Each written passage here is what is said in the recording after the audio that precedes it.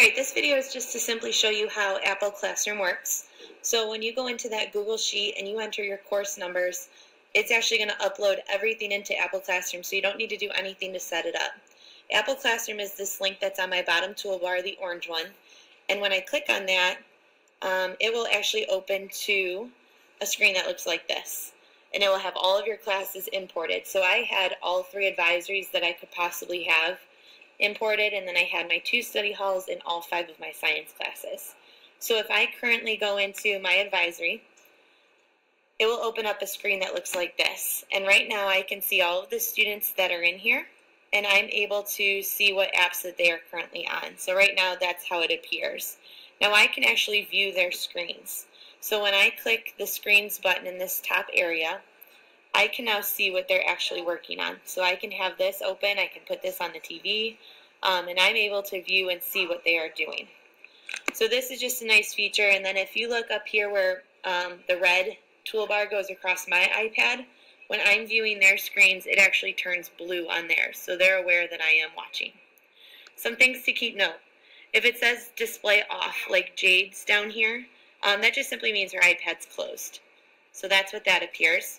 If you see a student that is offline, that either means that their Bluetooth is not on, they are not on the correct Wi-Fi, or they're absent. So like in this case, Joey's not here, so his just appears to be offline.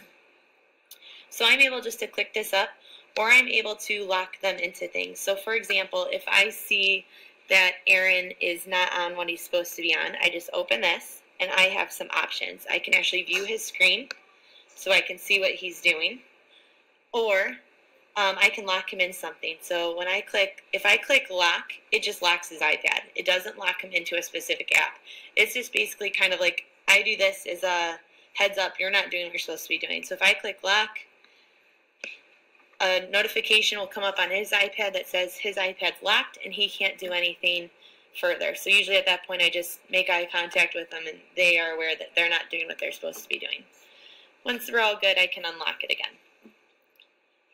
Okay, another option that you can do, for example, if I look at Allie's screen, okay, let's just say she's not doing what she's supposed to be doing. I can actually open a specific app. So I can click open, and I can go down here and I can look to see what I want her to actually be in. And there are tons of apps that are on here. So what I can do is I can just pick one, and I'm just going to click this button in the bottom right hand corner that says lock in app after opening. So what that means is once they already open that app, then they're stuck in it. Or I can just pick it right from the get-go. So if I select mail, I'm going to lock her in mail.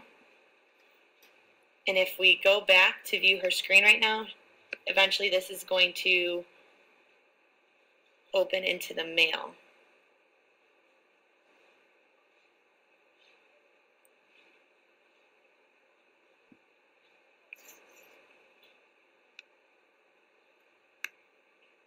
Oops. So if I click mail,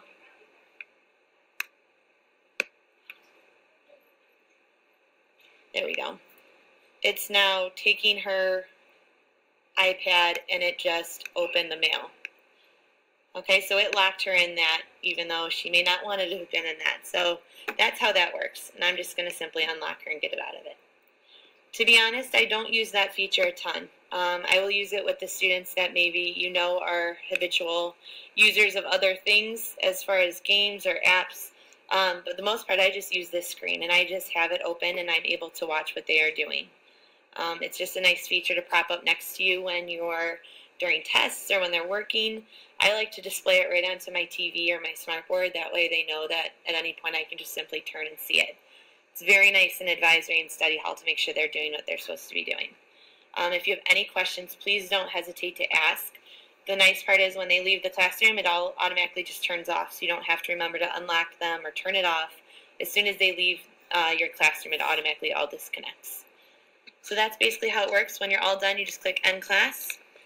It will tell you the app usage, who was in what, but I don't usually use that too often. And then when I'm done, I click Done, and it takes me back to my classes.